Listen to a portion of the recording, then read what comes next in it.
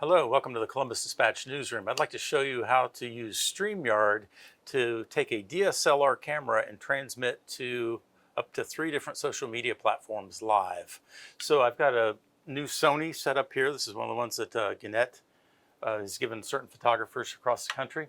We have it pointed toward the Columbus Dispatch Newsroom, but in your town you might have this pointed toward a fire or an event that you want to cover live, or in many cities, the coach's news conference, which is what our viewers really want to watch all the time anyway. So you have one camera set up there. You have your laptop set up somewhere, and you use Streamyard to transmit to the different social media sites. Streamyard is a $25 a month service that you can set up for different destinations, such as here we have it, the Dispatch, to our Facebook page, our YouTube channel, and our Twitter account. It's really easy to set this up ahead of time. I would suggest doing it before you get to the news conference or to the fire, so that when the time comes, you're ready to go.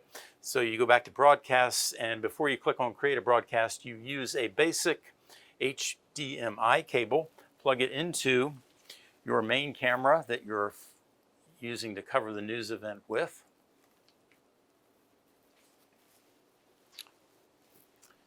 And then this is where you're going to have to buy a piece of equipment. This is a capture card. It's about $90, and it has HDMI in and USB out.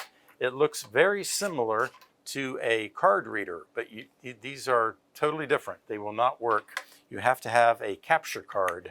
So you plug your HDMI cable in there. You have a USB port here. I have a computer that has USB-C, so I plug in my little adapter, and into the side of the laptop it goes.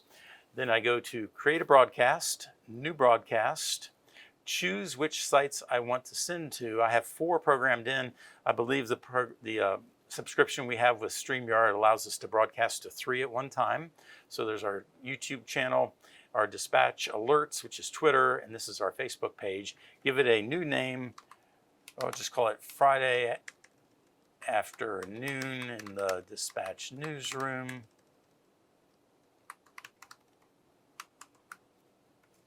Then you can add something else here. This is where you put in your keywords and things like that. You customize for each destination if you're so inclined. I usually don't. I just leave the same information going out to all 3 social media platforms. Create a new broadcast. Wear earbuds if you experience. Okay, so first of all, what you see when you plug this in is your Facebook, your FaceTime camera is still plugged in. So you go to Settings, Camera, come down here and change it from FaceTime to your device. In this case, it's Razor Ripsaw. I just keep it on high def. I don't go full resolution. I think that's another subscription level with StreamYard that we don't pay for. And then you change the camera, and you also have to change the audio. This is vitally important, otherwise they pick up the audio that comes through your MacBook Pro. Go to Razor Ripsaw, and you're good to go.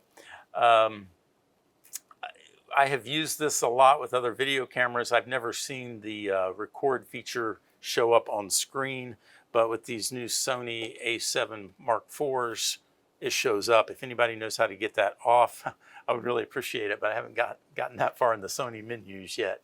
And so you have this set up, you click out of that, and it still says Dispatch Newsroom Test. It'll say whatever it was from the video that you did before, and we'll call this Dispatch, hey, I like that, Newsroom Test. And enter the studio. This is important right here. It shows up as a big black box, and you are not part of the stream yet. Click to add your video and audio. So you click here, add to stream, and suddenly it goes up there. And then finally, you're good to go. Upper right-hand corner, go live. And if I were to press this again, I would really be going live. So you don't want to do that unless you mean business. One bug of this program is you're listening to your audio through StreamYard. You got your headphones plugged in, and you can't hear a thing. And you're going, what's going on? And if you're plugged into a malt box, you're yelling at your sound guy to get the audio going, and it's not his fault. for some reason, I've never been able to get the audio to come through StreamYard. What you have to do is go to QuickTime down here and go to New Movie Recording and change that to, if it's set up on FaceTime camera, change it to Razor Ripsaw, change your microphone to Razor Ripsaw, and then put the volume up, and voila, suddenly you're hearing what your viewers will be hearing. I think it works all the time through StreamYard. You just have to hear it through your headphones only through QuickTime. That's another bug in the system. So why is this important? It's because we're trying to reach our viewers where they are, where our readers are. And in this case, I used StreamYard to transmit from the murder trial of a doctor convicted of 14 counts of murder. The jury verdict came down one afternoon.